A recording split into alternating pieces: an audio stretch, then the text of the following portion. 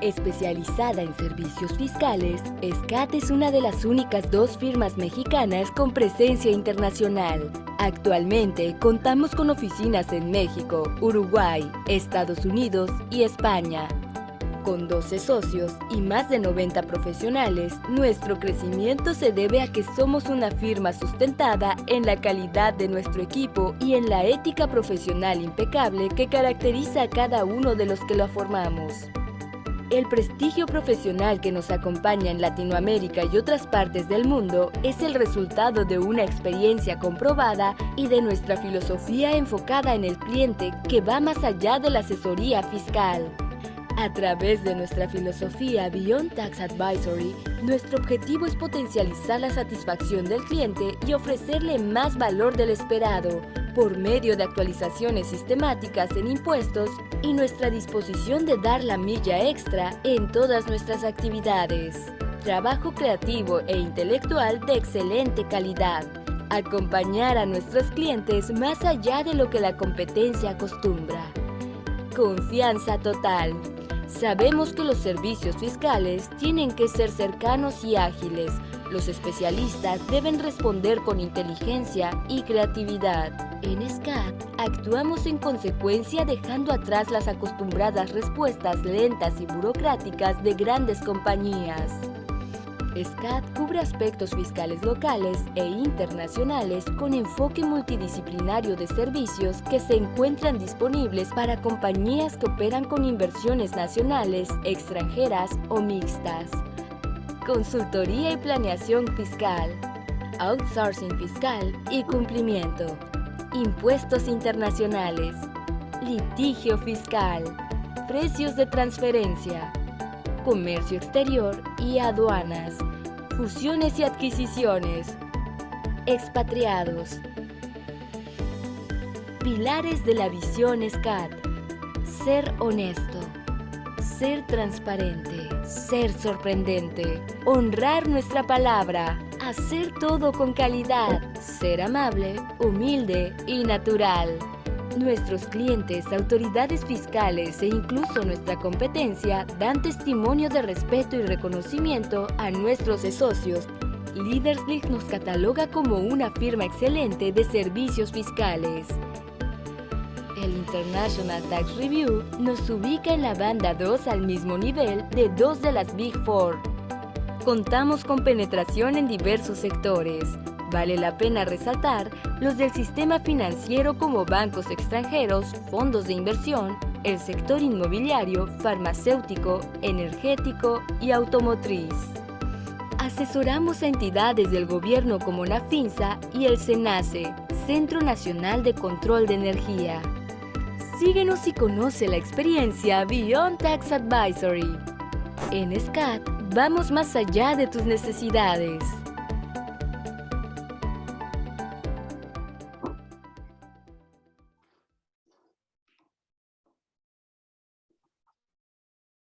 Buenos días a todos, bienvenidos y gracias por acompañarnos en el webinar del día de hoy. Me presento, soy Julia Castillo, socia de Legal Fiscal de Controversia de la firma SCAT, y el día de hoy queremos platicar con ustedes el tema de IVA y algunos puntos que nos parecen muy relevantes en la actualidad, que se están presentando tanto en las solicitudes de devolución como en las auditorías.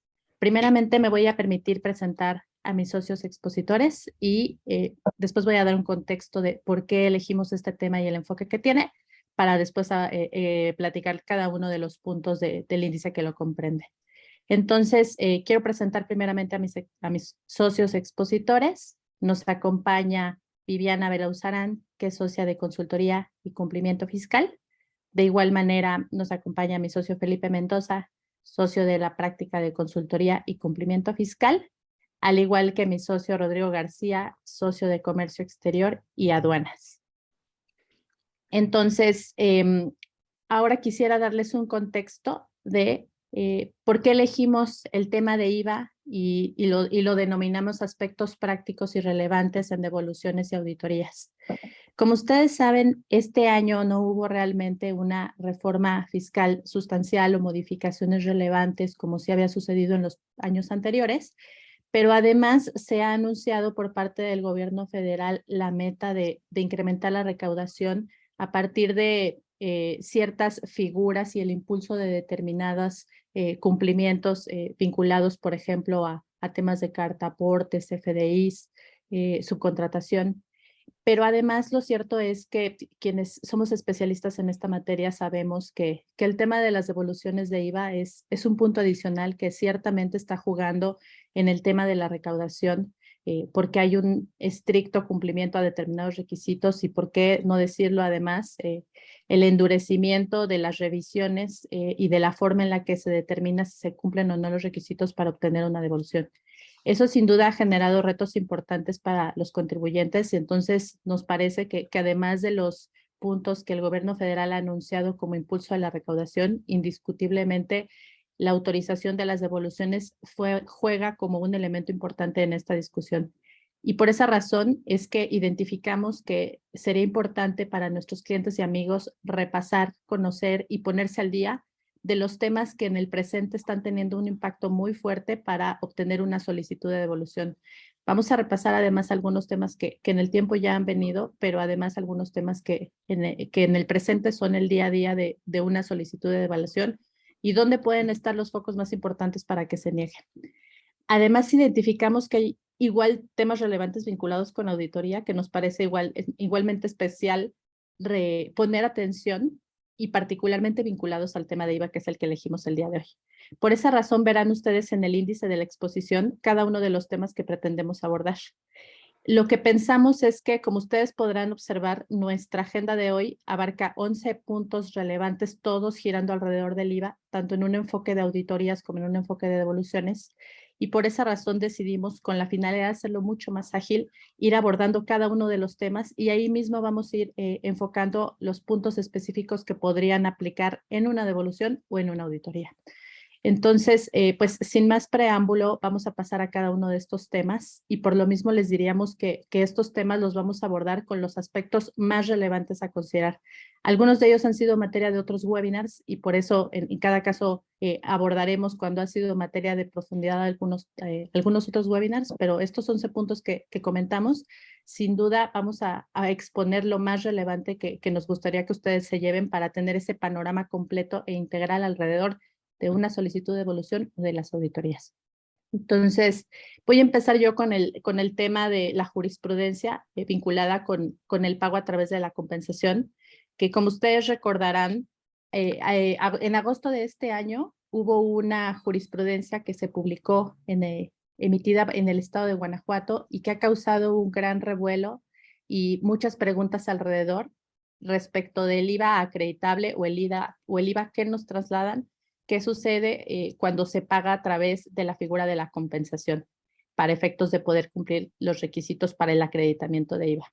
Y esta jurisprudencia fue emitida, como explicaba yo, en el estado de Guanajuato por un órgano que se conocen como plenos de circuito, que es un conjunto de tribunales en una región determinada que tienen la facultad de establecer un criterio que debe de prevalecer en esa región. Entonces, se emite esta jurisprudencia, podrán ver en la lámina el número para los que la quieran consultar.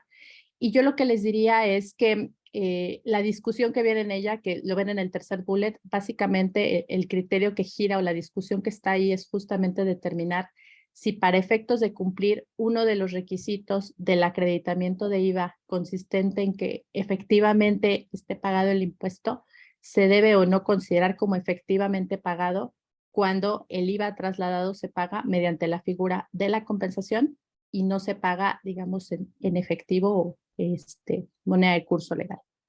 Y en ese sentido yo les compartiría que esta discusión no es nueva, es una discusión de antaño que hemos tenido con las autoridades y los tribunales a lo largo de muchos años y que en algunos momentos y en algunos periodos con algunas administraciones ha tomado más relevancia que con otras, pero es una discusión que viene de mucho tiempo atrás.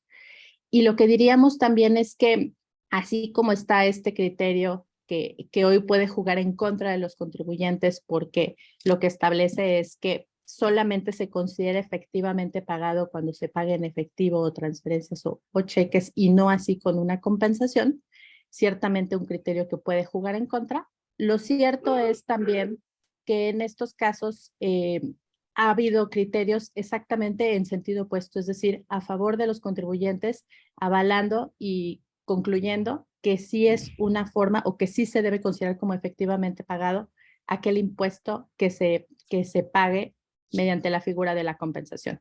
Entonces, a lo largo de estos años hemos ido y venido con estas discusiones, por eso les digo que no es un tema nuevo, y lo que queremos destacar en las siguientes láminas es dónde estamos parados, qué alcance tiene este criterio que ha generado tanto revuelo y qué podemos pensar como expectativa de qué hacer y hacia dónde podemos ir.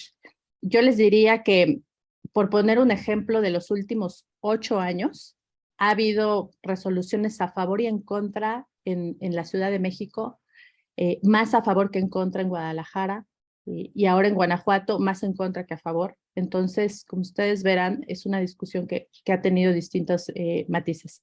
Si pasamos a la siguiente lámina, por favor, solamente para repasar de manera muy concreta las premisas de las que partió esta jurisprudencia. Básicamente dijo, por una parte, que sí es cierto que la compensación es una figura para extinguir las obligaciones en el ámbito civil y mercantil, porque dos personas, deudor y acreedor, reúnen la calidad de deudor y acreedor recíprocamente y por ello se extingue una obligación. Y dice, bueno, eso es en el ámbito de la materia civil para las contraprestaciones, pero no así para el IVA que tiene que trasladar quien enajene o quien preste un servicio o quien otorgue el uso o goce temporal. Para el caso particular del IVA, la compensación no debe ser un medio de extinción de obligaciones. Básicamente toma dos premisas. Por una parte dice, no lo es porque esta fracción tercera, cuando refiere efectivamente pagado, nunca remite a la figura de la compensación.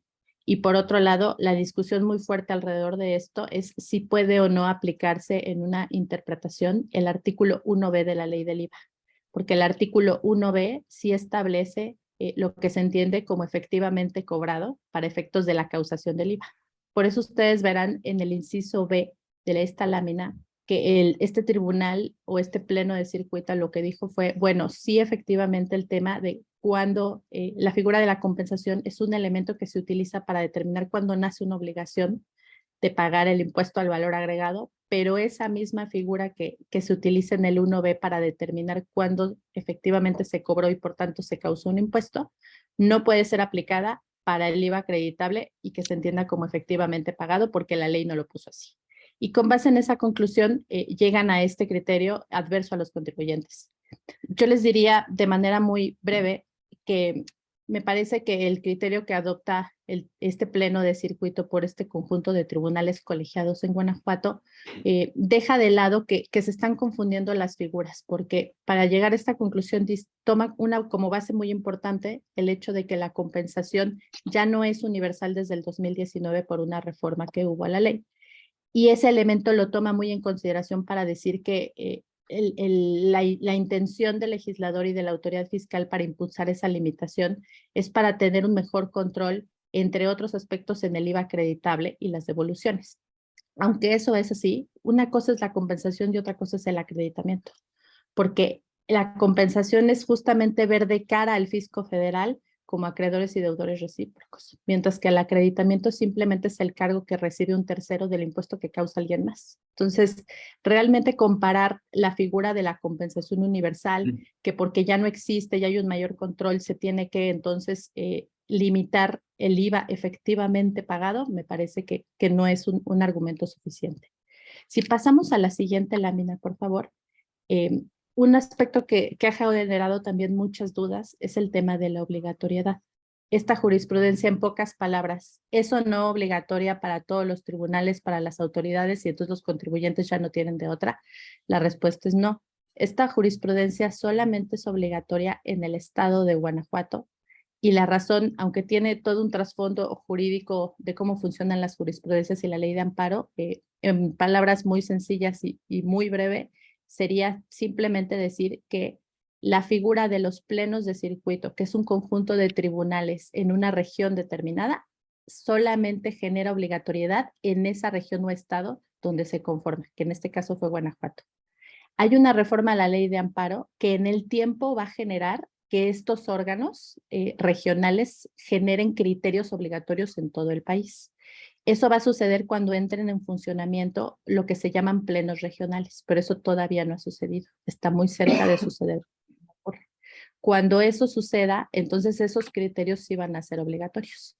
Dicho en otras palabras, si esta jurisprudencia que emitió este conjunto de tribunales colegiados, llamado pleno de circuito, en Guanajuato, se hubiera emitido ya funcionando un pleno regional, sí sería obligatorio en todo el país. Pero como aún no entra en vigor esa figura y todavía prevalecen lo que se llaman plenos de circuito, solamente es obligatorio en Guanajuato. Si pasamos a la siguiente lámina, por favor, entonces ahora lo interesante va a ser analizar qué pasa alrededor de este criterio. ¿Deberíamos o no modificar nuestras transacciones? ¿Tenemos un riesgo inminente de una negativa de devolución o de una observación si se ejercen facultades de comprobación en una auditoría? Y entonces lo que tendríamos que decir es lo que decía yo al inicio de este tema y la exposición de cómo ha venido.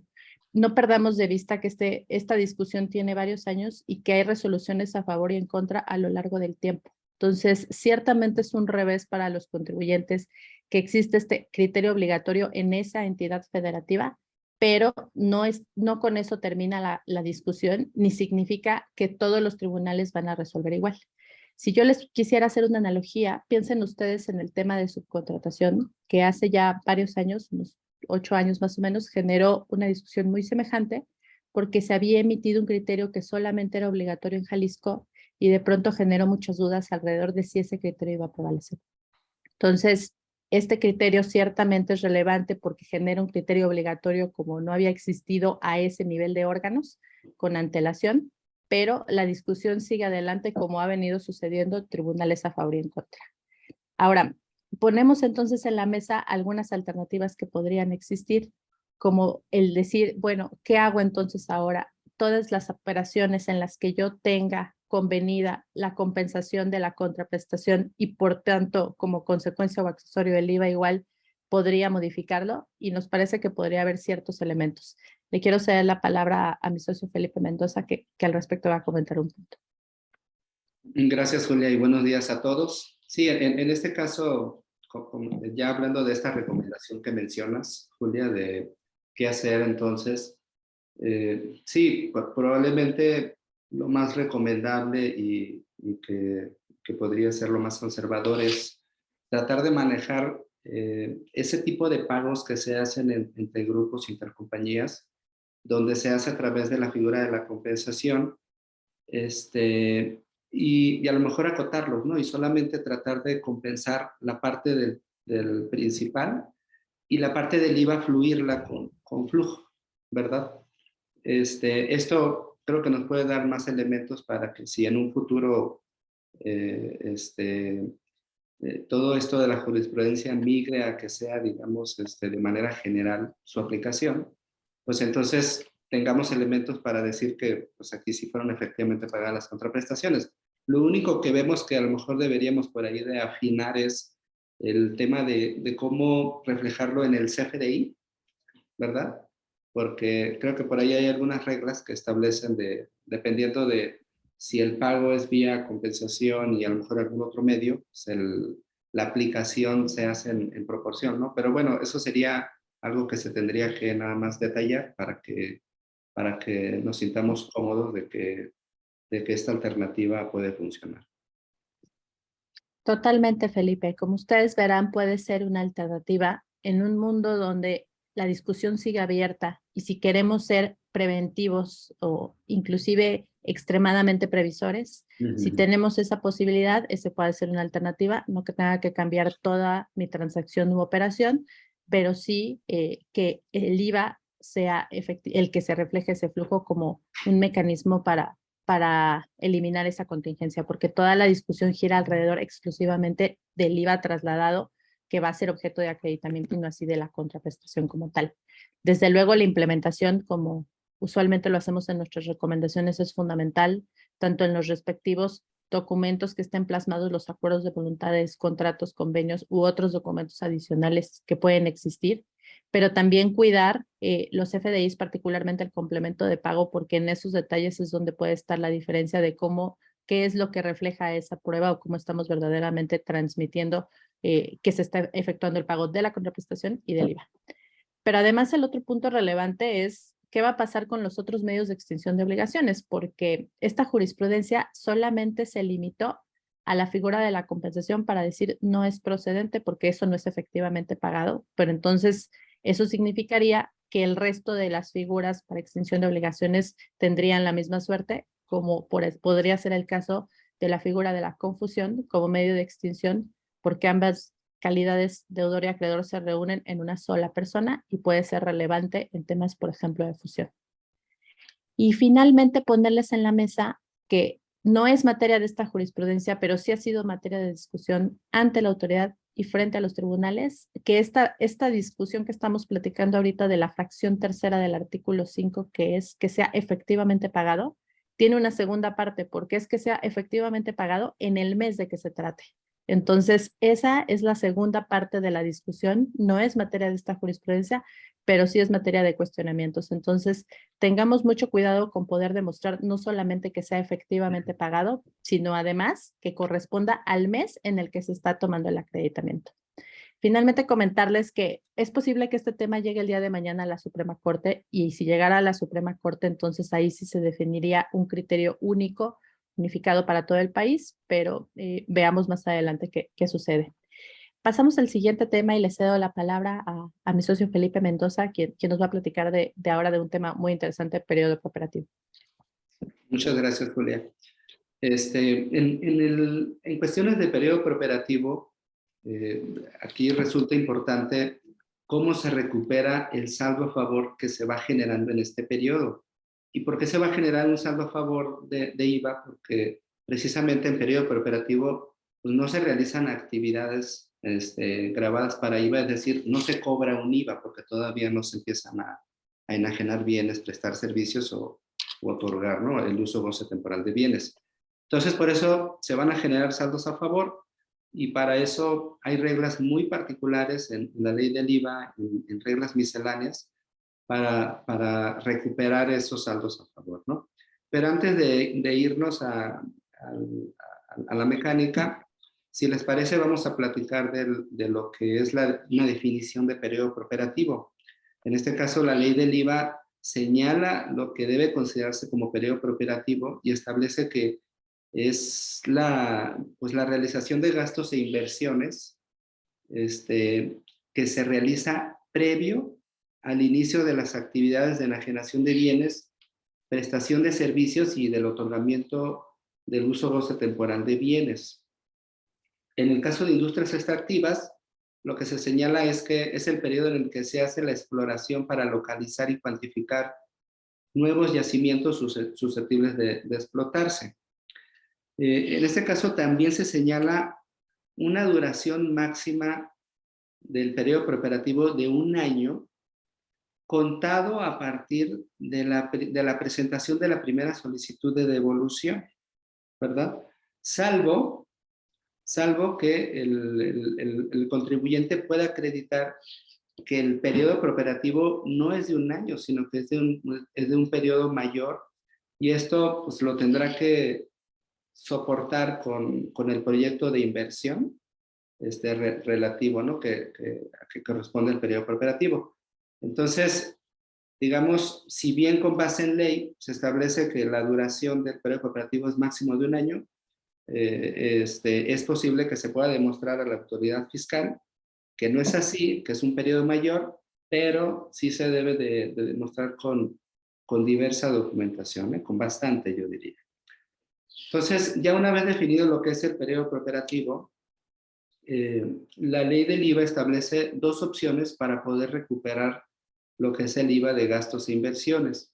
La primera opción establece que puede ser vía acreditamiento, y este acreditamiento no es el acreditamiento convencional que vemos donde reflejamos en la declaración de IVA el IVA acreditable pagado a proveedores y reflejamos un saldo a favor y posteriormente lo podríamos acreditar, sino lo que se señala es que este acreditamiento de los meses donde existen erogaciones por gastos e inversiones se va a acreditar hasta el primer mes en que se realicen actividades grabadas.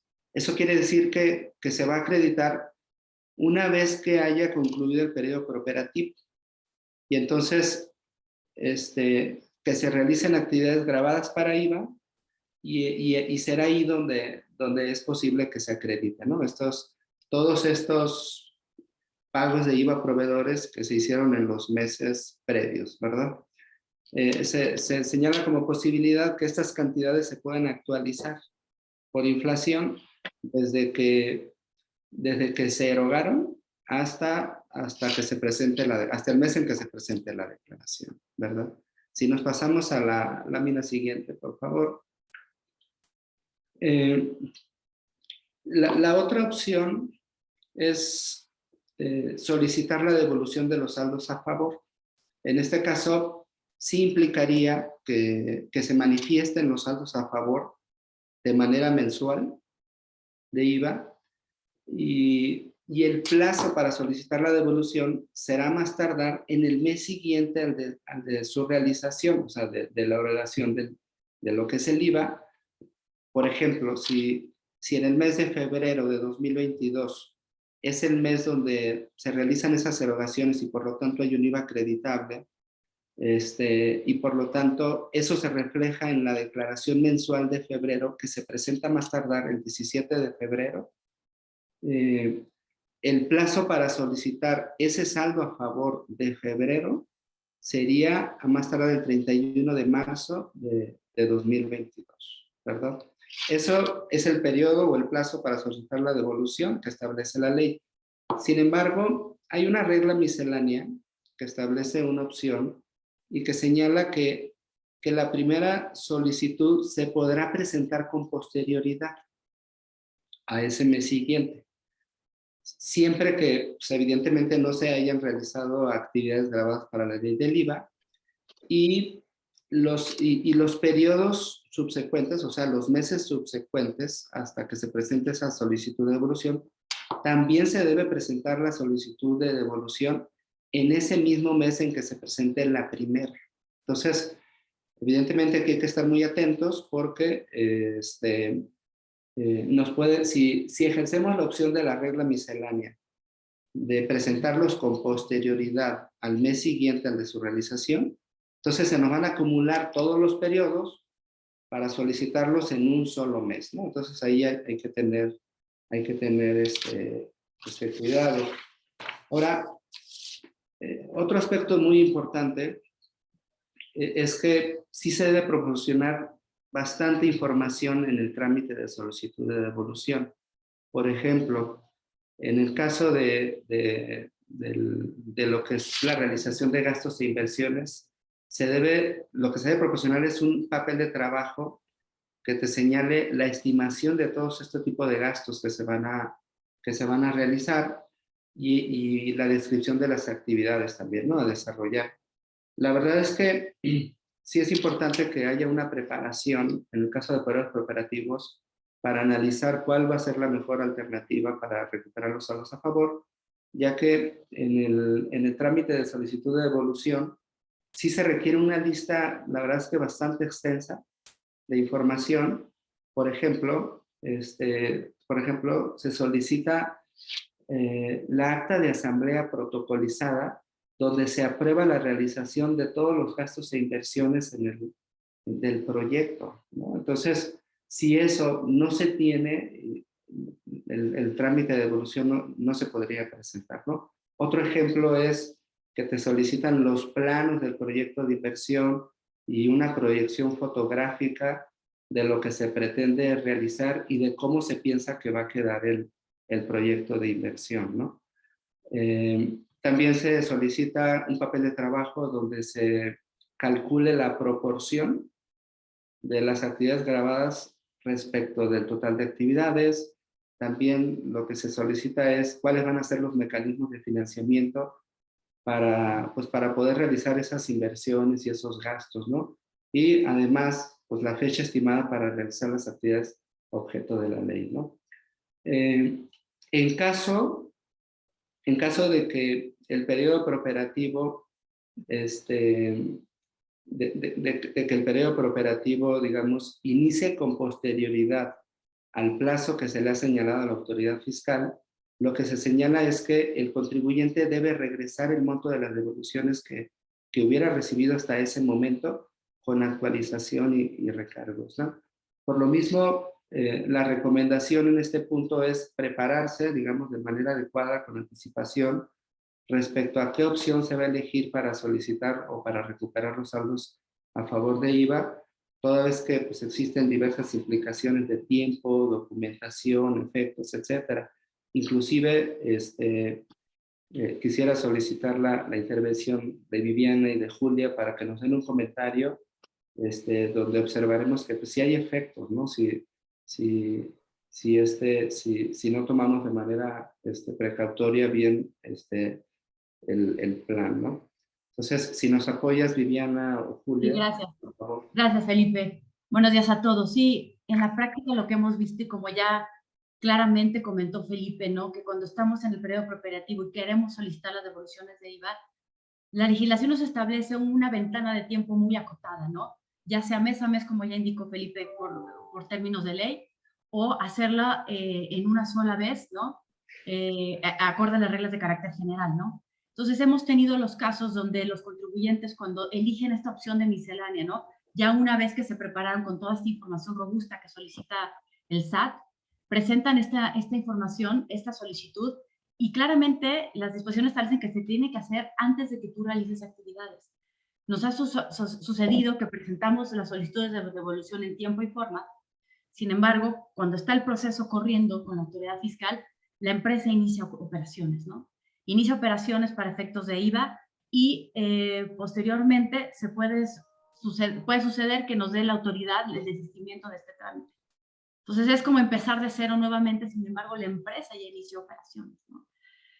Se inicia el trámite nuevamente y la autoridad nos ha rechazado diciendo, oye, ya no estás en periodo preoperativo, ya no puedes hacer este procedimiento como se establecen las reglas de carácter general, ¿no? Entonces, aquí tenemos temas de, oye, tenía yo el derecho, ¿no? Porque lo solicité durante el periodo preoperativo.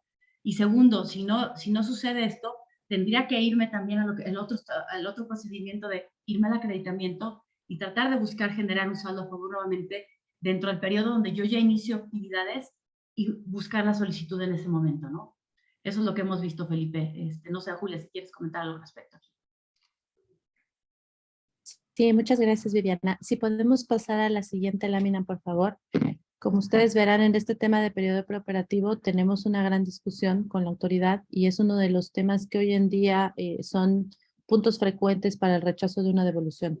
Entonces, con un ángulo de defensa y con base en las problemáticas que explican Viviana y Felipe, les diríamos, tengamos mucho cuidado con las respuestas que nos dan en estos casos de periodo preoperativo, porque estamos acostumbrados a que si nos tienen por desistidos o por no presentado o nosotros nos desistimos expresamente, pues no hay problema porque la puedo volver a presentar.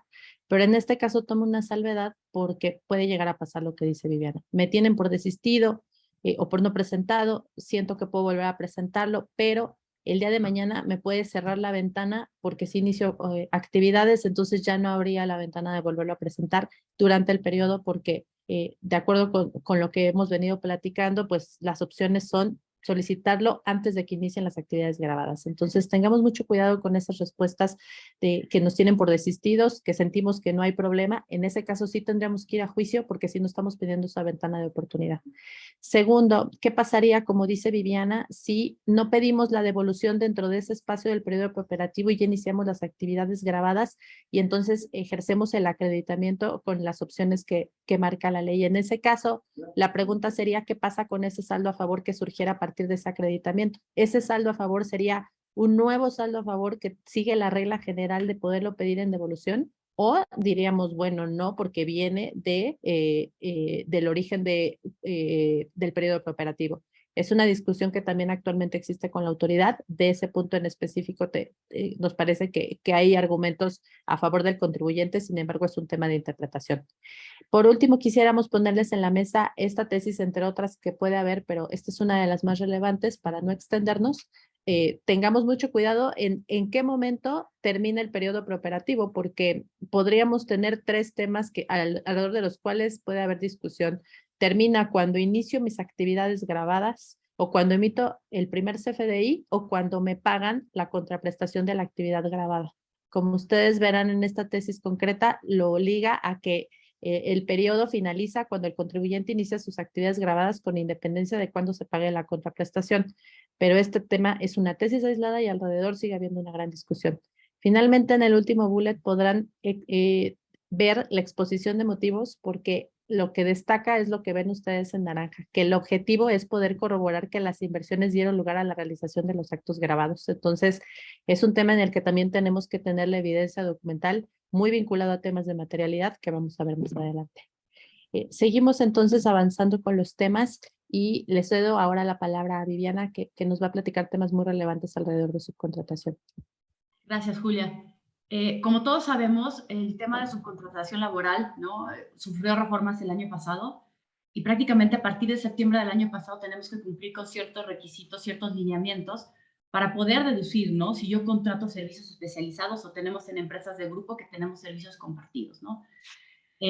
Ahora, en este año en curso, cuando estamos solicitando devoluciones de IVA, donde supuestamente ya está en pleno esta reforma en materia de subcontratación, las autoridades fiscales en los trámites de devolución nos están solicitando ya que nosotros demostremos la materialidad en cuanto a los servicios especializados que estamos contratando. ¿Qué nos están solicitando ahora? Pues el contrato de servicios especializados, ¿no? Y este debe de cumplir con todos los requisitos que establece la Ley Federal del Trabajo y evidentemente las disposiciones de derecho común, ¿no?, donde se manifiesta el acuerdo de voluntades, ¿no?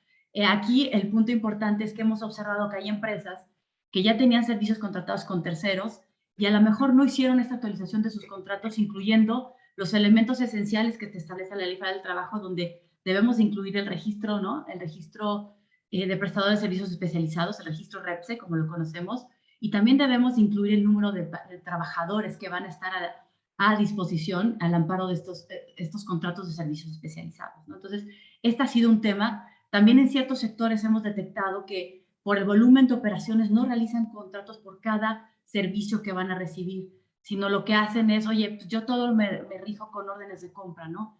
Aquí también ponemos atención que las órdenes de compra, para que sean válidas para la autoridad fiscal, deben de cumplir con todos los elementos esenciales, tanto de los contratos, manifestar el acuerdo de voluntades, así como los requisitos de REPSE que ya hemos estado platicando, ¿no? Evidentemente también nos piden el registro REPSE de nuestros proveedores y toda la información que yo debo de cumplir y debo de obtener de mi proveedor, como ya saben, los FDIs de recibos de nóminas, los recibos bancarios de pagos de las contribuciones, de las retenciones, de seguro social, e Infonavit, ¿no? Entonces yo lo debo de tener todo eso y en tiempo, ¿no? Entonces también lo que nos está cuestionando la autoridad es que recuerden que para fines de IVA, que yo pueda acreditar este gasto por los servicios de subcontratación o servicios especializados que yo estoy erogando, lo que nos está solicitando también la autoridad es que demostremos, ¿no?, el carácter especializado, ¿no?, y que yo recibí esta información dentro del mes siguiente en que realicé la erogación, con lo que, acorde con lo que establece la ley del IVA, ¿no? Entonces, nos está pidiendo hasta que demostremos eso. Recuerden que la ley del IVA nos dice, y si no lo obtienes en ese periodo, regrésate y quita el acreditamiento, ¿no? Entonces, eso lo está observando la autoridad, así como también nos están solicitando otros elementos de materialidad que los que ya han solicitado devoluciones de IVA y tienen gastos por concepto de servicio saben que nos ha solicitado desde, oye, ¿por qué es un servicio especializado? ¿Cuántas personas, cómo las conocemos, cómo entran, cómo prestan el servicio? El objeto del servicio es muy importante detallarlo. Entonces, debemos de contar con toda esta información. Ya saben que inclusive nos piden reportes fotográficos para demostrar la evidencia del servicio. Entonces, debemos de estar preparados para solicitar nuestras devoluciones y sobre todo, si ya estamos teniendo estos gastos dentro de los periodos de este año que estamos solicitando en devolución por conceptos de servicios especializados. Inclusive hemos visto que la autoridad a algunos contribuyentes les está pidiendo que se cercioren que el proveedor de servicios especializados esté presentando también las informativas cuatrimestrales ante el IMSS, el Infonavit, lo que es el SISUB y el ICSOE, ¿no? Siendo que ni siquiera la legislación nos establece esta obligación, ¿no? Y dicho sea de paso, también déjenme decirles que las autoridades laborales en las inspecciones que están realizando, ese es un requisito que están solicitándole, ¿no? Siendo que esta informativa la tiene que presentar el prestador de servicios, no el que lo recibe, ¿no? Entonces son elementos que tenemos que ir conformando dentro de nuestros expedientes necesarios para demostrar este servicio, ¿no? Y como recomendación final, y lo que hemos visto es, revisen la calidad de la información que obtenemos de nuestros proveedores de servicios especializados. Hemos visto que la información que se comparte, de hecho hemos encontrado desde declaraciones o comprobantes de pago apócrifos, donde los alteran, ¿no? Hemos observado igual declaraciones alteradas. Cuando comparten los FDIs de los trabajadores, no corresponden al periodo, ¿no? Si estoy a lo mejor haciendo pagos mensuales, el pago de enero me deben de dar los FDIs de enero, no me dan los FDIs de nóminas correspondientes al periodo o no me dan de los trabajadores que están asignados, ¿no? Entonces, sí es bien importante tener esa revisión y inclusive cuando me mandan PDFs, ver que sean los PDFs originales, que no sean fotografías, porque todo eso se altera y la autoridad lo está rechazando, ¿no? Entonces, son elementos importantes en este aspecto que lo estamos viendo ahorita en temas de devoluciones, ¿no? Que es algo inmediato, pero seguramente las demás facultades de controlación de la autoridad lo va a empezar a ejecutar también, ¿no? Si pasamos a la siguiente lámina, por favor. Continuando con estos temas, ¿no? Este tema de rechazo o cuestionamiento sobre la aplicación de tasa 0% de IVA en las actividades que realizamos, ¿no? También está siendo muy utilizado por parte de la autoridad fiscal, tanto en temas de devoluciones, en solicitudes de devoluciones, como en invitaciones, así como en procesos de auditoría, revisiones de gabinete, ¿no? Entonces, aquí lo que está utilizando la autoridad como elemento, obviamente recaudatorio, es si yo estoy diciendo, sobre todo en el tema de exportación de servicios, donde me aplica la tasa del 0% de IVA por los servicios que yo preste, ¿no? En términos específicos del 29 de la ley del IVA, saben que viene una lista detallada, ¿no? De los conceptos que pueden ser considerados como exportación de servicios. La autoridad primero me está desconociendo la naturaleza del servicio, ¿no? Por ejemplo, ustedes saben que vienen comisiones, mediaciones y demás, asistencia técnica, ¿no?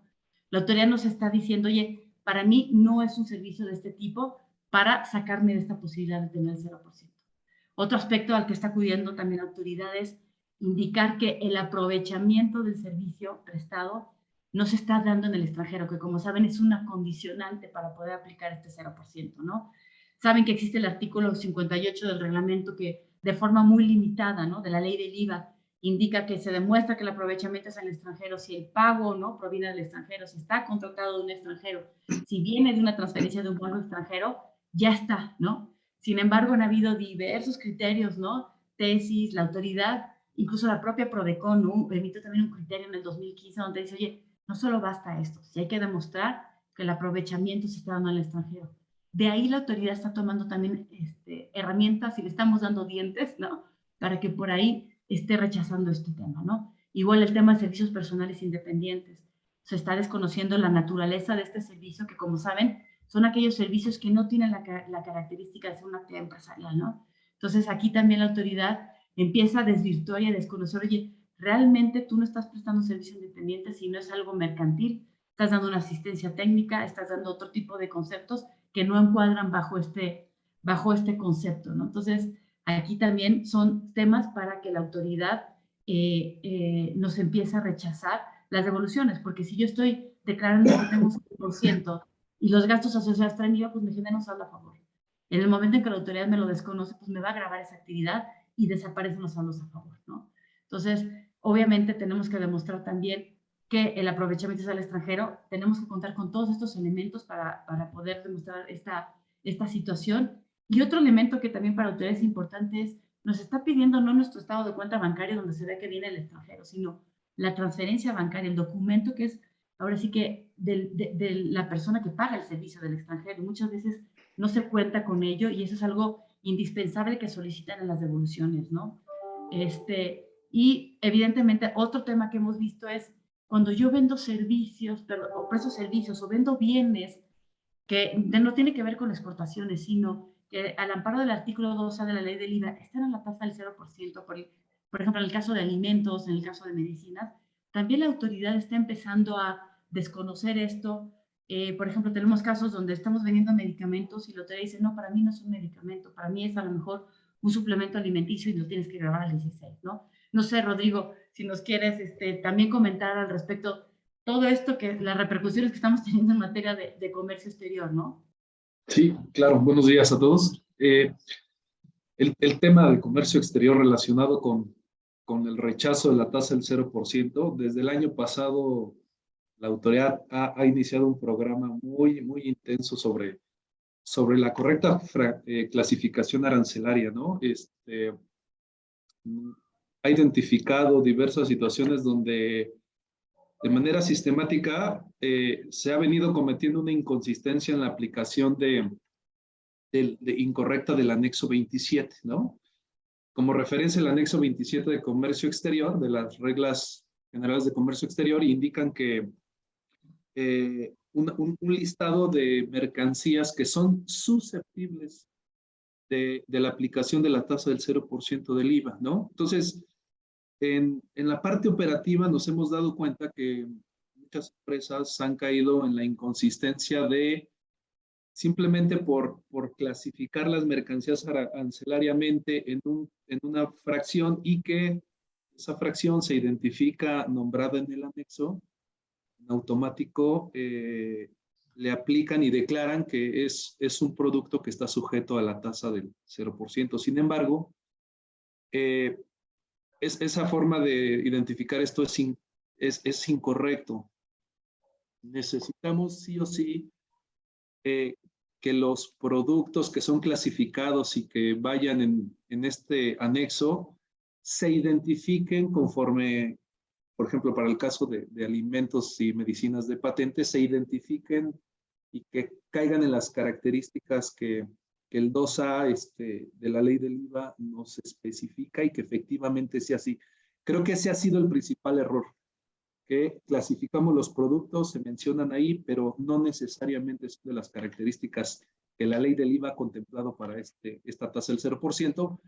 Y bueno, ahorita, como saben, esta disposición tiene ya varios años y la autoridad ha venido haciendo revisiones de 2016, 2017, 2018, con justamente identificando esta inconsistencia, ¿no? Entonces, ahí la recomendación es para los casos donde tenemos y nuestros productos se importen con estas características, sí es importante hacer un análisis aduanero fiscal con la ley aduanera y la ley del IVA para efecto de acreditar que efectivamente nuestro producto cae en el supuesto de la aplicación de la tasa del 0.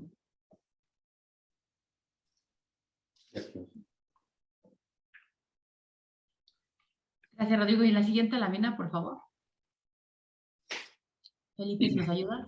Sí, claro que sí. En el caso de importación de servicios también pues, hay que tener algunos cuidados, o de menos tomarlos en cuenta. Como sabemos, la importación de servicios es el aprovechamiento en territorio nacional de servicios prestados por no residentes en el país. Entonces, en ese caso, dándose el supuesto de la importación de servicios, pues, esto se considera un acto agravado. Entonces, debemos de pagar el IVA a la autoridad fiscal. Sin embargo, existe la posibilidad de acreditar en la misma declaración ese IVA, por ser un IVA acreditable también, y esto nos da un efecto virtual. Esto es decir, que si por el acto de importación de servicios tuviéramos que pagar, por ejemplo, 10 pesos, estos 10 pesos los podemos acreditar en la misma declaración y el efecto sería de 0 por esa transacción. Sería un efecto virtual, ¿no? Sin embargo, no siempre es así, porque esto dependerá de las actividades del contribuyente. Si tiene actividades grabadas y exentas, entonces va a ser importante determinar un factor de prorrateo, y si este factor de prorrateo le aplica a ese tipo de gasto, de servicio, entonces va a haber un acreditamiento parcial, ¿verdad? Va a haber un acreditamiento parcial y eventualmente puede haber un pago de IVA, ¿no? Entonces, pues, por lo mismo es importante revisar y no necesariamente siempre habrá un IVA virtual de efecto 0, ¿no? Otro ejemplo es cuando ese gasto por el cual se da la importación de servicios se convierte en un gasto no deducible por la razón que ustedes quieran, y no obstante ello se causa el impuesto, ¿no? Se causa el impuesto de importación. Sin embargo, como Para el acreditamiento, en la misma declaración, es importante que se cumplan los requisitos de acreditamiento los generales, y al ser un gasto no deducible, entonces también sería no acreditable, ¿no? Entonces, por lo mismo, pues es necesario tener en cuenta cuando haya un pago de un gasto a un extranjero que se convierte en una importación de servicios, pues tomar en cuenta que puede haber estos efectos.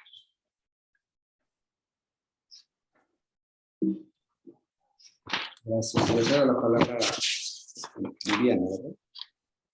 Sí, otro tema que, digo, esto brevemente les comento, ¿no?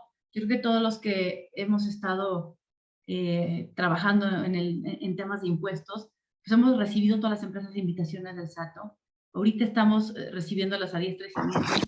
Por ejemplo, un tema que estamos observando es el tema de inconsistencias en los CFDI que nos emiten, ¿no? Nuestros proveedores, ¿no? Para el tema de este IVA acreditable. Cuando nos ponen en la forma del medio de pago, ¿no? Recuerdan que nos ponen PUE, ¿no? Pago en una sola exhibición, ¿no? ¿Y por qué se dan sobre todo estas inconsistencias? Uno puede ser errores en la emisión por parte de nuestro proveedor, que solamente nos puede expedir con PUE si estamos nosotros pagando en el momento la factura, ¿no? El otro supuesto puede ser que se acojan a lo establecido en las reglas de carácter general, donde nos dice que si yo voy a pagar el servicio en el mes, pues me puede expedir el proveedor el CFDI con este método de pago, ¿no? Pago en una sola exhibición, siempre y cuando efectivamente se pague en ese mes. Si no lo pago, lo que nos dice la regla es, oye, regrésate, cancela la factura y genéralo como PPD, ¿no? Pago en parcialidades, ¿no? Diferido. Y hasta que ya pagues, evidentemente te expide el recibo de pago, ¿no? Entonces, los sistemas inteligentes del SAT que buscan, pues revisan todos los FDIs que yo tengo con esta leyenda, ¿no? Con PUE, además de los recibos de pagos que yo estoy obteniendo, ¿no? Entonces, empieza a haber esta diferencia, este mismatch en lo que nosotros tenemos, ¿no? En las bases institucionales del SAT, y es por ello que nos están detonando estos requerimientos. Pero sobre todo ahorita lo que está llegando, y yo creo que lo han vivido ustedes, es de 2018, ¿no? 2018 hacia atrás, donde esta regla que les digo, que nos permite emitir el CFDI con el método de pago PUE, nos decía que lo podíamos hacer ya, no como dice la redacción hasta ahora, donde el pago se realiza en el mes, sino nos permitía hasta el 17 del mes siguiente, ¿no? Entonces ahí todavía genera mayor descontrol, porque a pesar de que se pagara el mes siguiente, pues evidentemente el acreditamiento correspondía al mes siguiente. Entonces, sin embargo, el CFDI que me emite el proveedor ya decía el método de pago PUE como si yo lo hubiese pagado en el mes anterior. Entonces, ahorita lo que procede es, a pesar que la autoridad conoce, ¿no? Que son las razones, tenemos que aclarar a la autoridad, no tenemos por qué salir a pagar, ¿no? Algunos temas de diferencias, sino es únicamente aclarar que estamos aplicando esta regla que estuvo vigente en el 2018, ¿no? Y así como se está dando esto, pues también temas de carta aporte, ¿no, Rodrigo? No sé si quieras darle a nuestros participantes algunas recomendaciones, ¿no? Sí. Aquí, como recordarán, la carta aporte, pues prácticamente ya se fue un año, ¿no? Donde ya entró en vigor desde enero de este año. Inicialmente a medio mes iba a entrar prácticamente en vigor la aplicación de las multas y sanciones por incumplimientos en el llenado, en la exhibición y en la presentación de la carta aporte. Finalmente, pues la autoridad ha decidido mover las fechas ya en 2 ocasiones, pero bueno, el comentario yo creo que sería en el sentido de que a partir de enero del 2023 se vuelve esta causal esta facultad de la autoridad ya de sancionar las obligaciones relacionadas con la carta aporte van en 2 sentidos, ¿no? Una, pues que la carta, en los momentos en los que, o las operaciones donde no se exhiba, pues van a tener problemas para el acreditamiento del servicio, ¿no? Del impuesto por el servicio prestado. Acuérdense que la carta aporte tiene un sinnúmero de escenarios, ¿no? Pero principalmente, y la más común, es que el prestador del servicio de transporte es quien la tiene que emitir. No obstante ello, tenemos nosotros la obligación de vigilar esa obligación para efecto de que se dé cumplimiento. De lo contrario, pues el gasto erogado va a ser cuestionado por la autoridad y pudiéramos tener alguna problemática al momento del acreditamiento del impuesto y la deducción de ese gasto. Entonces, creo que si también la carta aporte no solamente son para operaciones locales, también aplica para, es importante mencionarlo, para operaciones de comercio exterior. Entonces, el sentido es aguas a partir del 1 de enero, porque pues ya van a venir ya las sanciones y las repercusiones para los temas de acreditamiento del impuesto, ¿no? Gracias. Si continuamos con la siguiente, por favor. En el caso de actos no objeto, este tema ya lo habíamos visto en un webinar previo, pero por su vínculo con este tema que estamos viendo lo queremos platicar. Como sabemos, a partir de 2022 hay nuevas reglas.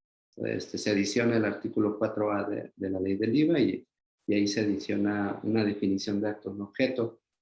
Esta señala que son aquellos actos o actividades que no se realicen en territorio nacional y aquellos que también que sean diferentes a los del artículo 1, pero que sean realizados en territorio nacional y que para obtener este tipo de ingresos o contraprestaciones se realicen actos o inversiones con traslado del IVA. Entonces, en este caso, lo que vemos relevante es que al momento de identificar qué es un acto o actividad no objeto, pues tomamos en consideración esta definición porque consideramos que no todos califican bajo el artículo 4A. Algunos ejemplos de actos no objeto pueden ser ventas de bienes en el extranjero, operaciones de sucursales en el extranjero o el cobro de penas convencionales por enajenaciones exentas, ¿no? Entonces, en este caso, simplemente la recomendación es que al momento de estar en algún trámite de solicitud de devolución o simplemente de determinación del IVA, ya sea a pagar o a favor, pues que se verifique esta nueva regla de actos o actividades no objeto y se tome en cuenta que no necesariamente todos caen bajo la definición del artículo 4A de la ley del IVA. Gracias.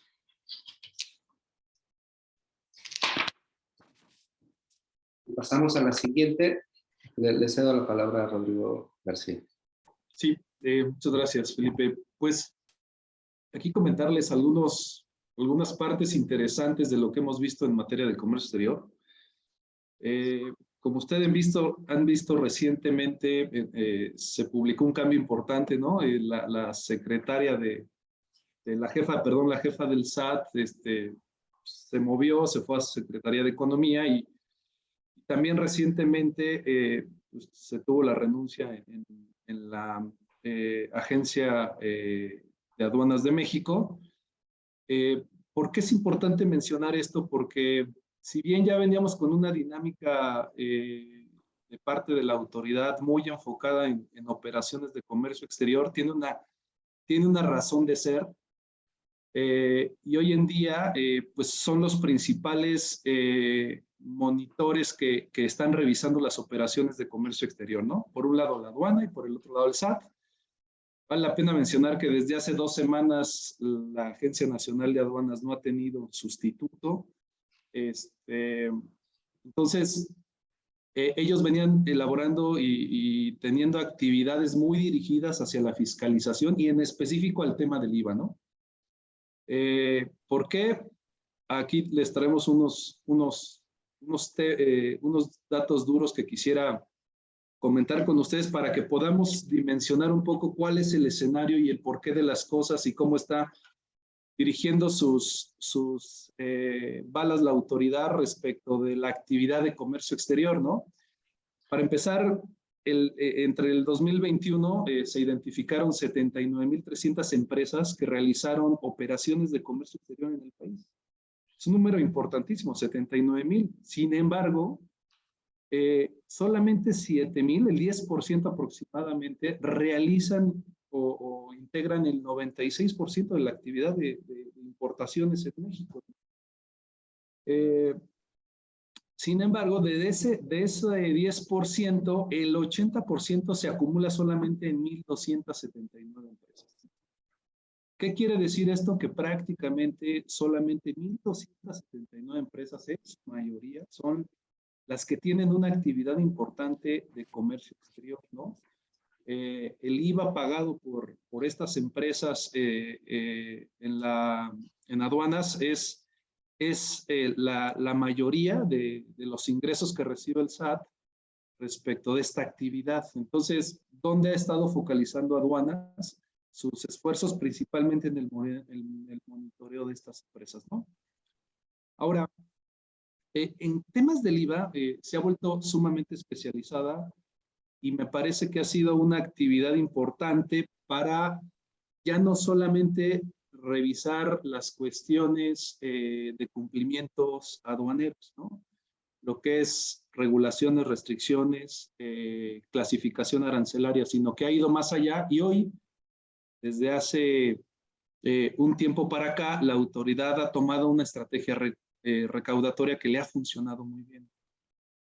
¿Cuál ha sido esta estrategia? Prácticamente la autocorrección, ¿no? Entonces, en materia de comercio exterior es muy común que ante un escenario de fiscalización la autoridad lo que indique es que en este proceso de cierre de las revisiones está buscando cerrarlo a través de autocorrección, principalmente para el caso concreto de actividades que van relacionadas con IVA, es te autocorriges, me pagas el impuesto histórico y te condono o te reduzco las multas a través de ciertos mecanismos, ¿no? Y esto le ha funcionado bien.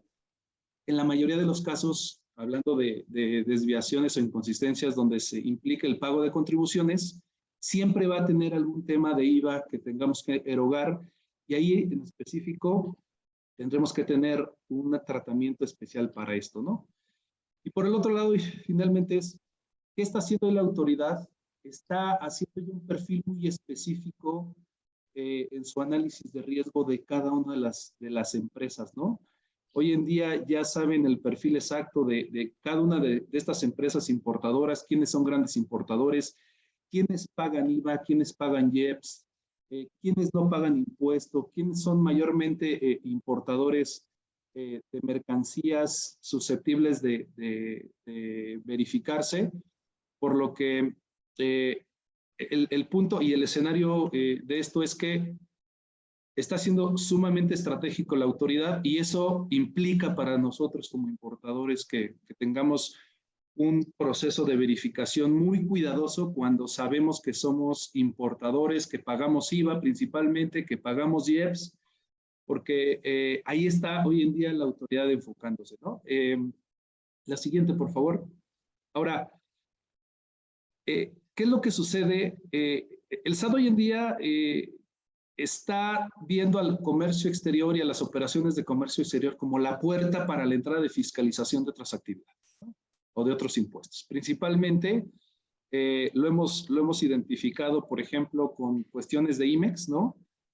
Cuestiones de operaciones de maquila, está metiéndose muy a detalle, está verificando inclusive los registros contables de las adquisiciones, ¿para efecto de qué? Para efecto de llegar inclusive hasta temas de impuestos sobre la renta. Entonces, parte de la estrategia que ha identificado la autoridad es que es un elemento importante la actividad de comercio exterior para poder llegar hasta el fondo y fiscalizar impuestos locales, ¿no? No solamente temas de cumplimiento aduanero o de impuesto general de importación, sino que hoy en día está yendo más allá.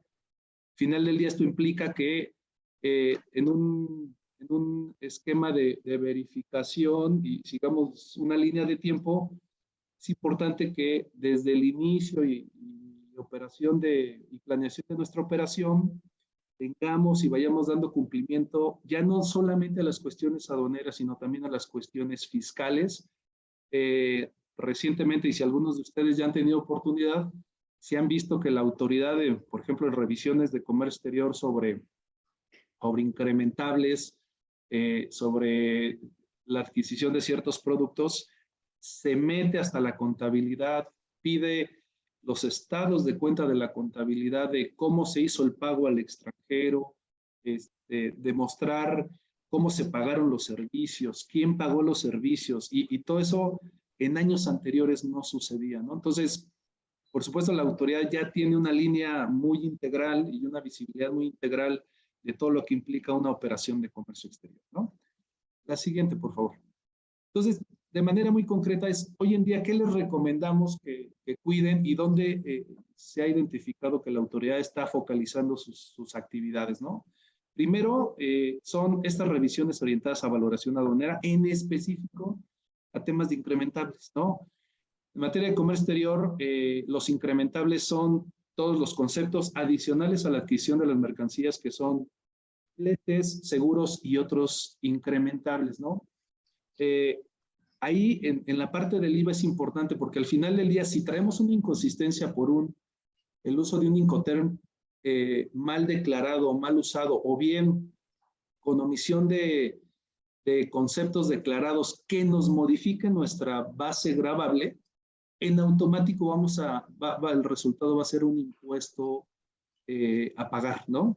En este caso, el IVA, principalmente, al moverse en nuestra base, necesariamente vamos a enfrentar una situación donde generemos omisión de contribuciones y ahí viene una determinación de la autoridad. Y hoy en día estas revisiones prácticamente son el número 1, número 2 de las operaciones que la autoridad está identificando, ¿no? El siguiente tema y donde hay que poner mucha atención en particular es la aplicación de la tasa del 0%, lo comentábamos en láminas anteriores, que es los alimentos de consumo humano y animal y las medicinas de patente, ¿no? Esto en materia de comercio exterior orientados por primero, no la clasificación arancelaria incorrecta, sino más bien el tratamiento incorrecto del anexo 27, ¿no? Donde nos quedamos con este análisis muy limitado de que si se encuentra la fracción arancelaria en este anexo, en automático, muchas veces los prestadores de servicios, ¿no? Nuestros agentes aduanales, llegan a tomar decisiones de, pues está listada, pues me permite hacer el pago y aplicando la tasa al 0%, sin embargo, no necesariamente es así, ¿no? Entonces, aquí en esta parte es poner especial atención, hacer el análisis relacionado con la ley del impuesto al valor agregado para ver si efectivamente nuestros productos califican aquí.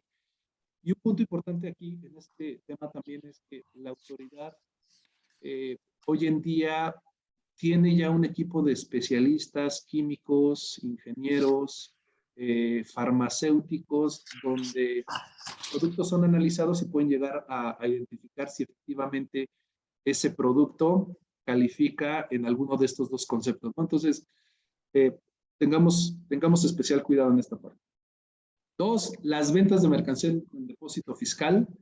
Desde hace varios años, la disposición de la ley del impuesto al valor agregado y el criterio que tomó la autoridad aduanera identificar que las mercancías que eran ingresadas a un depósito fiscal en México y posteriormente se realizaba la venta en México, eran susceptibles de que estuvieran grabadas a la tasa del 16%, ¿no? Anteriormente veníamos aplicando la figura del depósito fiscal como una especie de territorio en el extranjero que tenía este tratamiento fiscal preferente de aplicar la tasa del 0% también.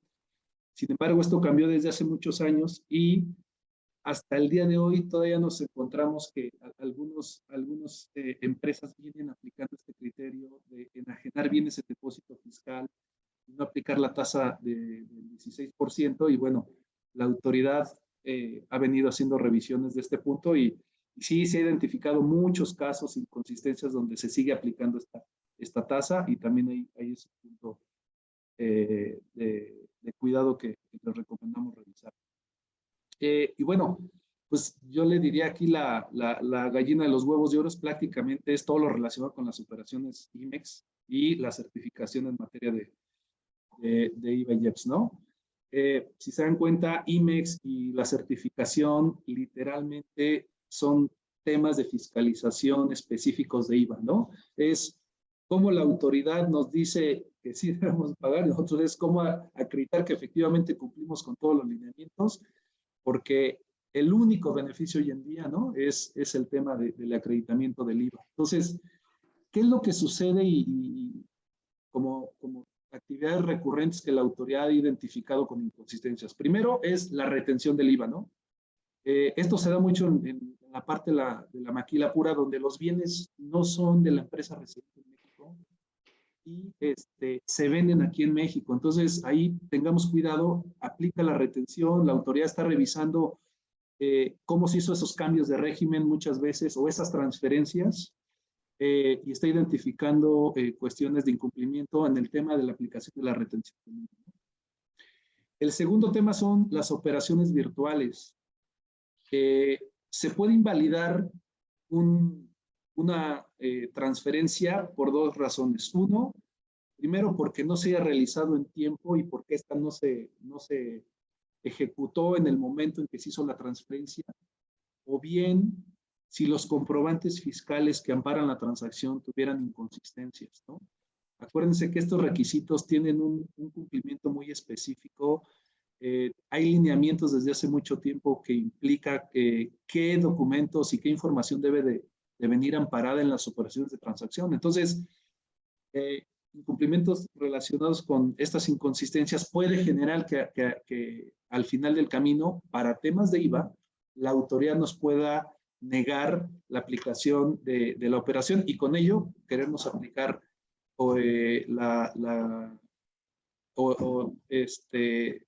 desconocer la aplicación de la tasa del IVA, ¿no?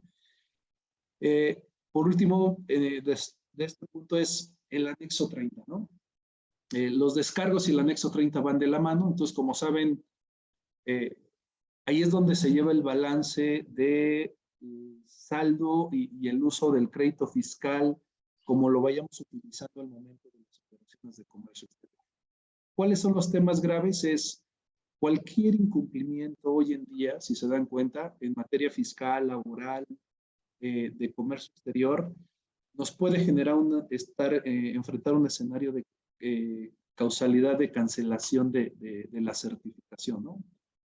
Eso consigo trae consecuencias importantes. ¿Por qué? Porque en el momento en que nosotros perdemos la certificación o nos la suspenden, tenemos la obligación de realizar el pago del saldo del IVA que traemos en la certificación, ¿no? O que traíamos en la certificación. Entonces, se detonan una serie de temas importantes en cuanto al acreditamiento del IVA, corresponden principalmente a operaciones atrás. Entonces, el tratamiento se vuelve ya no un tema aduanero meramente, sino un tema también fiscal. Entonces, tener especial cuidado en eso. Y bueno, la autoridad está muy incisiva en esa parte, ¿no?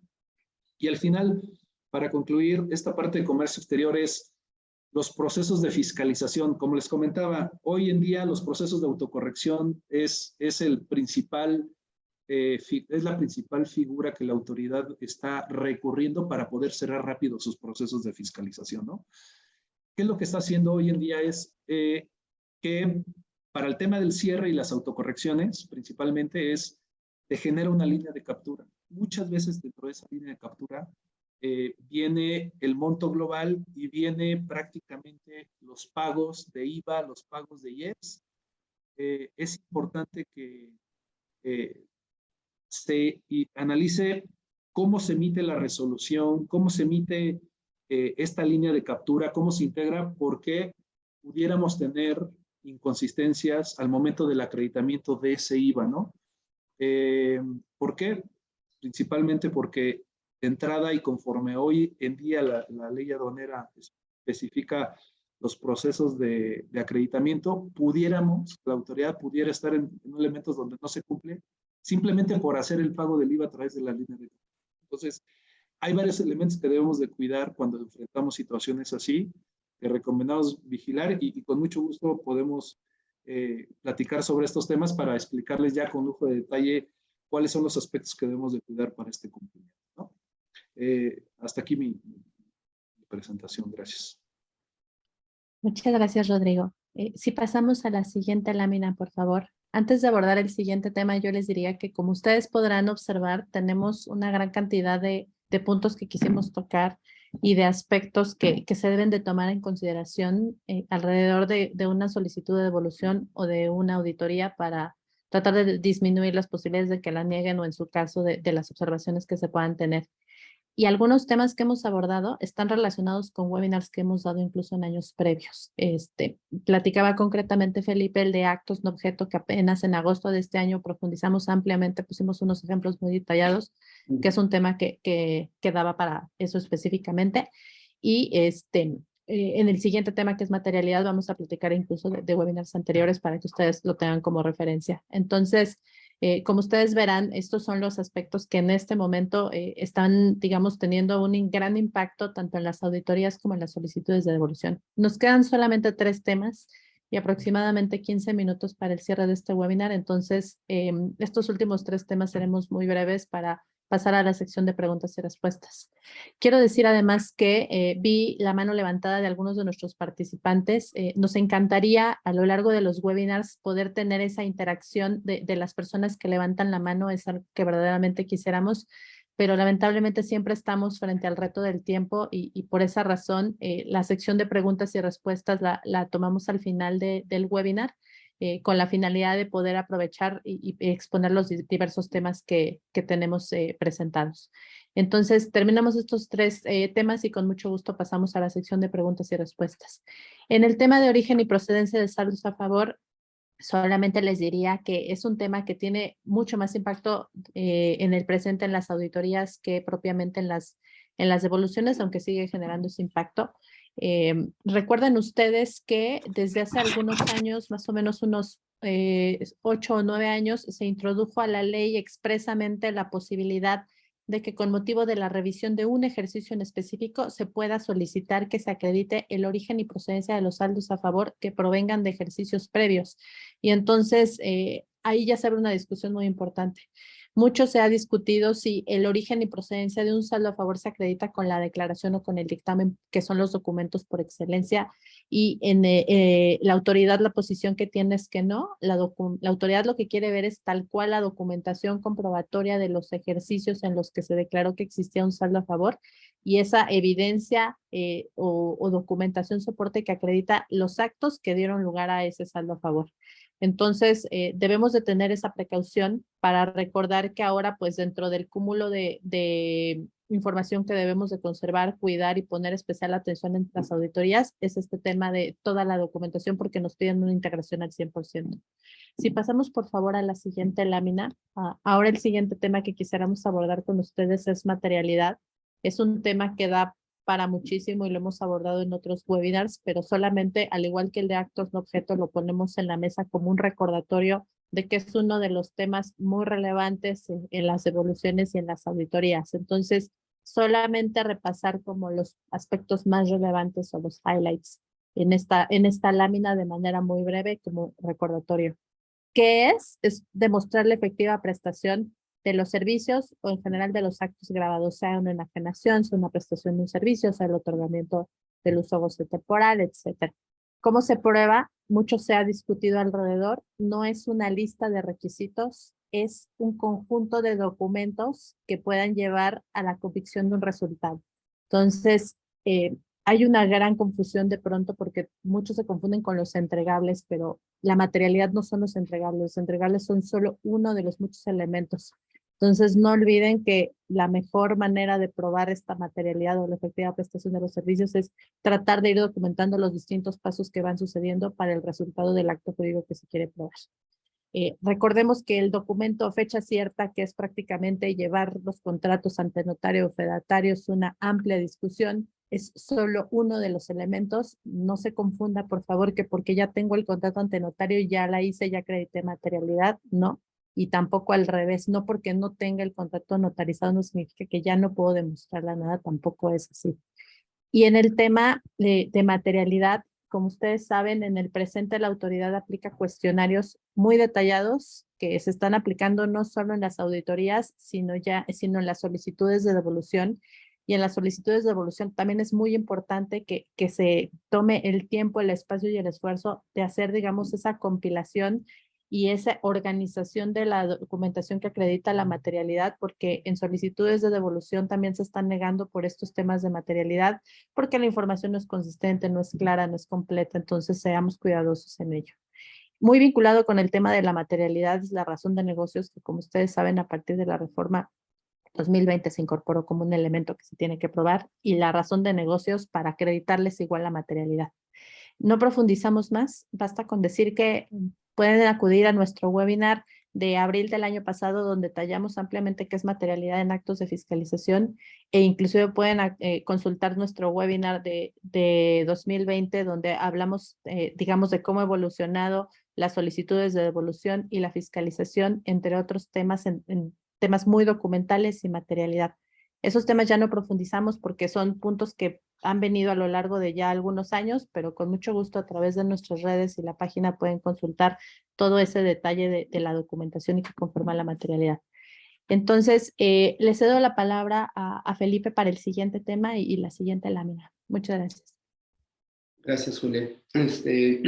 Estamos anotando algunos criterios relevantes del SAT, PRODECON y de tesis, porque pensamos que nos pueden ayudar al momento de hacer algún análisis, después de tomar la mejor decisión, ¿no? En el caso de ya sea algún trámite ante la autoridad fiscal de solicitud de devolución de IVA, o al mismo momento de calcular, ¿no?, el IVA a pagar o el saldo a favor de IVA. En el caso del SAT, hay un criterio que te habla que en el caso de aportaciones a sociedades, aportaciones en bienes a sociedades, que se considera cobrada la contraprestación y por lo tanto el IVA también, al momento en que la sociedad le emite las acciones o las partes sociales al accionista que hace la aportación en bienes, ¿no? También hay otro que te habla de que a pesar de que alguna mercancía que se va a importar que esté grabada la tasa del 0%, la importación se considera exenta, ¿sí? Otro criterio que establece que a pesar de que el contribuyente realiza actividades a la tasa del 0% y efectúa alguna importación de maquinaria y equipo que también eventualmente es grabada a la tasa del 0%, pues que por esa maquinaria debe de pagar el IVA de importación, ¿no?, a la tasa general. En el caso de la PRODECON, también hay algunos criterios. Hay uno que establece que en el caso de periodo prooperativo, que no necesariamente aplica el plazo que establece la ley del IVA de un mes, del mes siguiente a que se haga la erogación, sino que puede ser durante el propio periodo periodo prooperativo. Entonces, ese criterio pues, puede resultar bueno.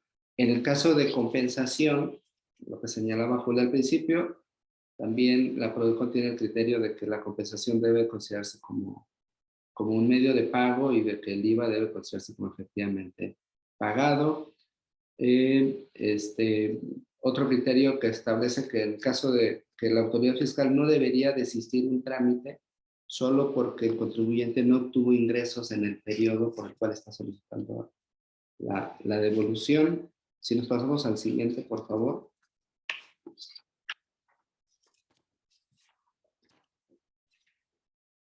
La anterior.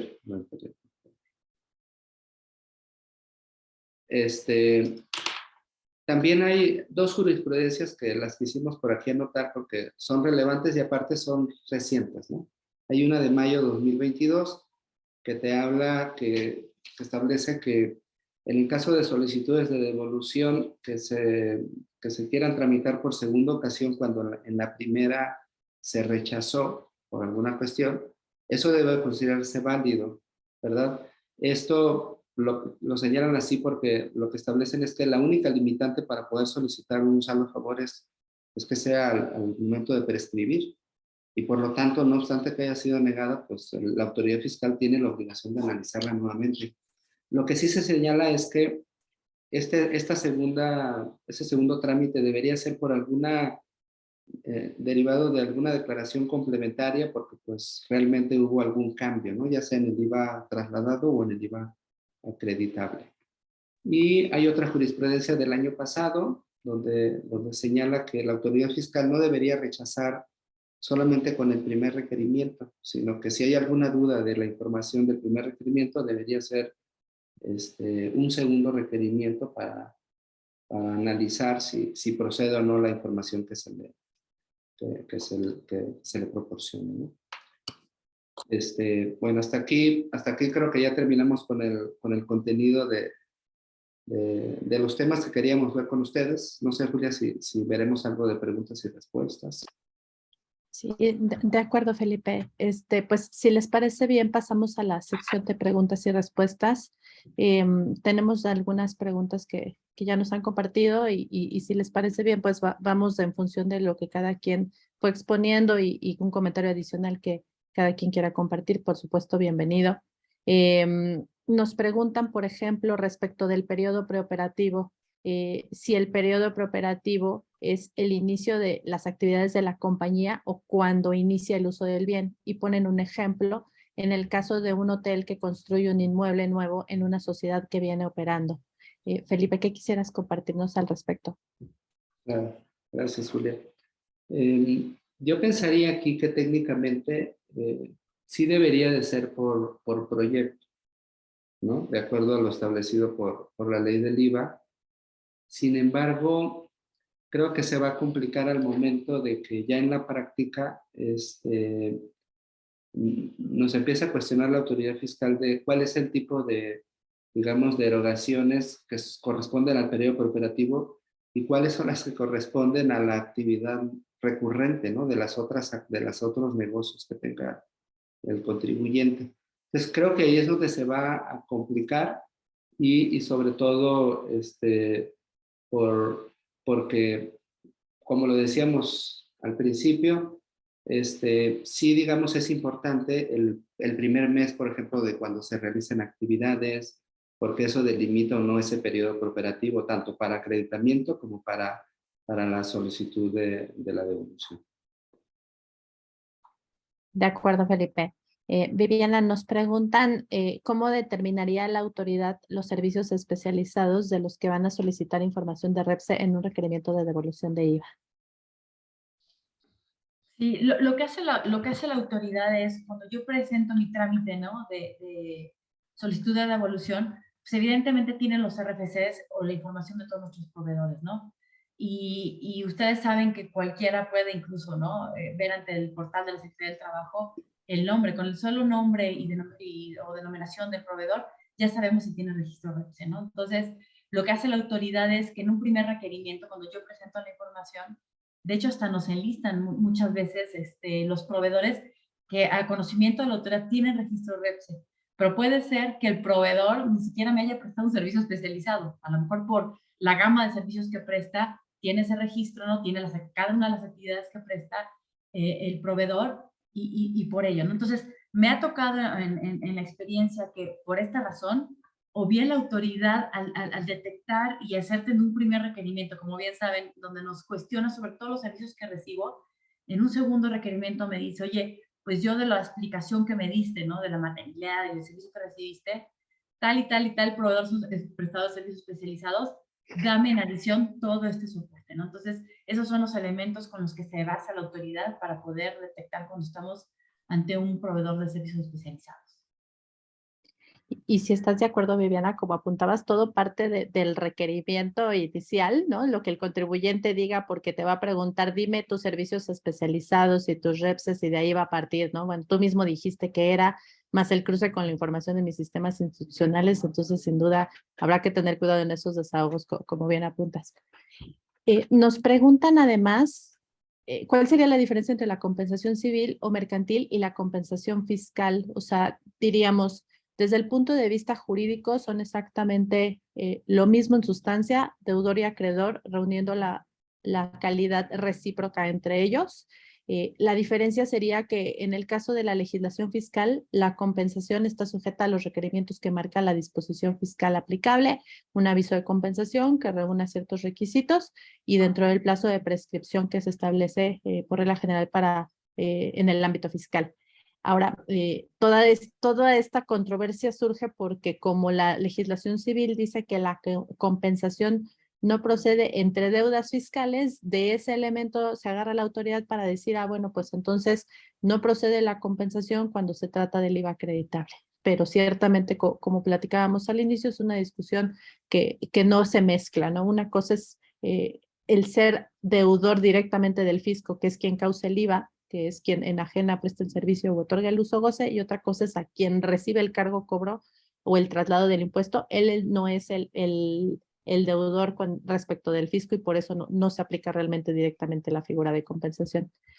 Nos preguntan también en relación con la tasa del 0%, en el caso de la facturación por management fee, si sigue aplicando la tasa del 0%, Viviana. Sí, yo aquí les diría que el management fee es un tema que siempre la autoridad observa. Tenemos que identificar exactamente qué incluye el management fee, ¿no? Recuerden, o sea, yo he tenido situaciones en las que observo un contrato o reviso un contrato de management fee y trae implícitos hasta regalías, ¿no? Entonces, yo les diría, el primer paso es, primero, para saber si es una exportación de servicios, estamos en el supuesto que yo, mexicano, le estoy prestando este servicio al extranjero, ¿no? Y tengo que demostrar que tiene el aprovechamiento allá, ¿no? Con lo que comentamos que nos indica el 58 reglamento. Pero en adición, yo tendría que identificar el tipo de servicios que están incluidos dentro de este management fee, porque luego es una infinidad, ¿no?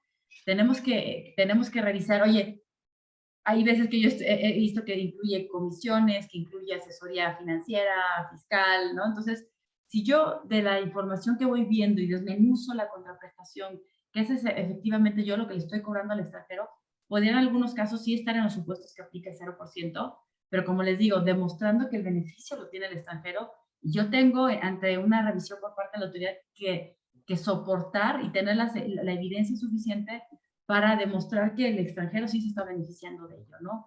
Si yo le estoy cobrando algo donde claramente el beneficio es en México, ¿no? Información del consolidado, ¿no? Y se reporta en México, pues evidentemente el beneficio es en México, ¿no? Entonces, yo les invito a cuidar todos esos elementos y sobre todo lo que vemos mucho en México es que a nuestras empresas mexicanas el extranjero nos carga el management fee, ¿no? Que aquí sería una importación de servicios y sí hay que desmenuzar qué incluye el management fee, porque hay veces que nos enfrentamos hasta que tenemos que estar haciendo retenciones, ¿no? de ISR, porque les digo, puede traer implícito algún know-how, alguna regalía, alguna marca, e inclusive cómo está determinada la contraprestación, si efectivamente recibo el servicio o no, porque también hemos detectado que es un bill gasto pro rata, ¿no? Que también saben que es no deducible si a mí me lo cargan en México. Entonces, yo les diría que hay que ver cada caso y hay que ver qué incluye el pago de este management, ¿no? Sí. Nos preguntan también, Rodrigo, no sé si vas a comentar algo que no se escucha. Sobre ese punto, nada más también hacer un pequeño comentario. Están proliferando la parte de los servicios virtuales, ¿no? Y servicios que se están prestando al extranjero de empresas que están llegando a México donde traen actividades de exportación de servicios, ¿no? Entonces, muchos de ellos, por ejemplo, pueden ser call centers, administración de data centers. Nada más comentarles que para efectos de esa actividad hay una alternativa también que los programas IMEX manejan a través de la figura de IMEX de servicios, ¿no? Entonces, me parece que da mucho más certeza respecto a la aplicación de la tasa del 0% para esas actividades y en algún momento se pudieran aplicar como alternativa, ¿no? Nada más habría que identificar que efectivamente sí califiquen en la lista de actividades de servicios que hoy el mismo decreto IMEX de servicios está listando, ¿no? Gracias. De acuerdo. Hay otra pregunta que creo que tiene un componente de comercio exterior y fiscal, porque nos preguntan para una exportación de servicios si es factible demostrarla solamente con la factura o habría que hacer un pedimento de exportación. Entonces, seguramente Rodrigo y no sé si alguien más quiera comentar algo al respecto. Estamos hablando de intangibles, ¿no? Prácticamente la exportación de servicios son intangibles, entonces para este caso efectivamente no se requiere de una declaración de aduanas. Con la emisión del CFDI, con la descripción del concepto, es suficiente para que se aplique el servicio. La recomendación es sí ser cuidadosos qué conceptos utilizar, qué contratos, como comentaba Viviana, cómo viene establecido el contrato de la prestación de servicios para que la autoridad no pueda cuestionar que se trata de otra figura, ¿no? Y sobre todo demostrar que el aprovechamiento, ¿no? Se da en el extranjero, ¿no? Ese es como claro, Ese es el tema que sí. desde el concepto del servicio y que el aprovechamiento se pueda usar al extranjero, ¿no? correcto. Sí, te quería precisar, Viviana, que nos aclararon que esa asistencia técnica, que como ustedes saben es un universo, es una gran discusión. Perdón, Viviana, adelante. Sí, no, evidentemente la asistencia técnica está listada en el 29, ¿no? Entonces, tenemos que creer en esa definición que establece el código, ¿no? Que sabemos que es asistencia técnica. Si ya estamos en este supuesto, y aparte de ello, o sea, no solo porque sea asistencia técnica, demuestro que el servicio que estoy prestando se aprovecha en el extranjero, podría estar en la posibilidad de aplicar un 0%, ¿no? Pero va de la mano con todo lo que hemos platicado, con todos estos requisitos y sí tener esa evidencia, ¿no? Porque como hemos estado platicando durante la charla, son elementos que el autoridad está cuestionando y que realmente nosotros como los contribuyentes tenemos que aprobar todos estos elementos, ¿no? Sí, y como platicaban ahorita, ese es el reto, ¿no? O sea, desde el punto de vista del comercio no vas a tener un pedimento, pero ahora te tienes que ir a demostrar la dualidad de que sí caes en la definición, que eso no es una tarea sencilla y es objeto de prueba, más el aprovechamiento, que ahí es donde está la trampa, como bien apunta Viviana. Tenemos otra pregunta donde dicen que en el caso de que se niegue una devolución y la autoridad señale que hubo ingresos omitidos, con la presentación de una complementaria se solventa o no la situación. Seguramente mis socios tienen comentarios adicionales. Yo quisiera decir como punto de partida que si la devolución está negada, lo primero es pensar en el tema de defensa por las resoluciones consentidas, porque toda devolución que tenga una respuesta que diga niega, si no se controvierte en el plazo legal, se entiende consentida. Y entonces ahí es donde entran los elementos que explicaba Felipe, donde si hay un nuevo elemento como una complementaria para solventar la observación o hay un ingreso omitido, podría ser esa materia. Pero si la devolución, además de negarla, la niega por un ingreso omitido, por ejemplo, por falta de materialidad, ahí tendremos que tener mucho cuidado si no estamos consintiendo, aunque presentemos una declaración complementaria. Por eso esta jurisprudencia que nos platicaba Felipe, que sí se puede volver a revisar una devolución negada si hay un nuevo elemento, tienen que adecuar a cada caso, porque en algunos casos sí se abre bien la puerta y en otros puede haber elementos consentidos. No sé si al respecto quisiera comentar a alguien algo más. No, de acuerdo. De acuerdo, Julia. De acuerdo. Pues me parece que con esto estamos dando respuesta a las preguntas que nos plantearon nuestros participantes. Les agradecemos mucho su participación. Recuerden que pueden consultar nuestros webinars y el material en las redes sociales de SCAT, así como en la página de internet. Pues muchas gracias por conectarse y que tengan un muy buen día. Gracias. Gracias. Gracias. Saludos, buen día a todos.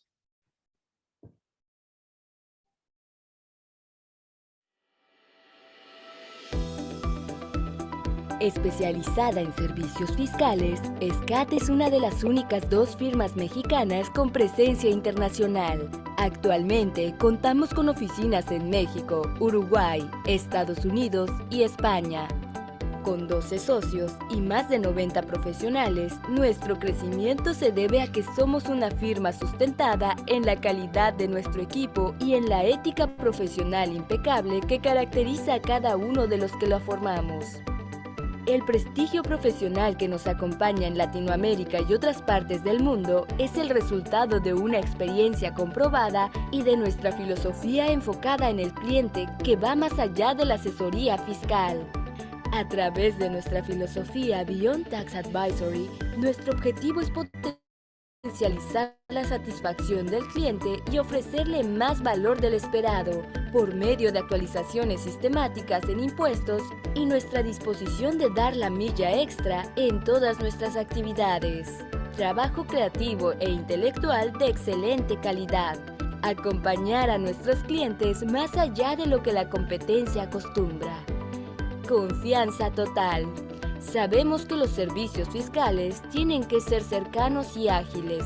Los especialistas deben responder con inteligencia y creatividad. En SCAT actuamos en consecuencia dejando atrás las acostumbradas respuestas lentas y burocráticas de grandes compañías. SCAT cubre aspectos fiscales locales e internacionales con enfoque multidisciplinario de servicios que se encuentran disponibles para compañías que operan con inversiones nacionales, extranjeras o mixtas. consultoría y planeación fiscal, outsourcing fiscal y cumplimiento, impuestos internacionales, litigio fiscal, precios de transferencia, comercio exterior y aduanas, fusiones y adquisiciones, expatriados. Pilares de la visión SCAT: ser honesto, ser transparente, ser sorprendente, honrar nuestra palabra, hacer todo con calidad, ser amable, humilde y natural. Nuestros clientes, autoridades fiscales e incluso nuestra competencia dan testimonio de respeto y reconocimiento a nuestros socios. LeadersLeague nos cataloga como una firma excelente de servicios fiscales. El International Tax Review nos ubica en la banda 2 al mismo nivel de 2 de las Big Four. Contamos con penetración en diversos sectores. Vale la pena resaltar los del sistema financiero como bancos extranjeros, fondos de inversión, el sector inmobiliario, farmacéutico, energético y automotriz. Asesoramos a entidades del gobierno como NAFINSA y el SENACE, Centro Nacional de Control de Energía. Síguenos y conoce la experiencia Beyond Tax Advisory. En SCAT, vamos más allá de tus necesidades.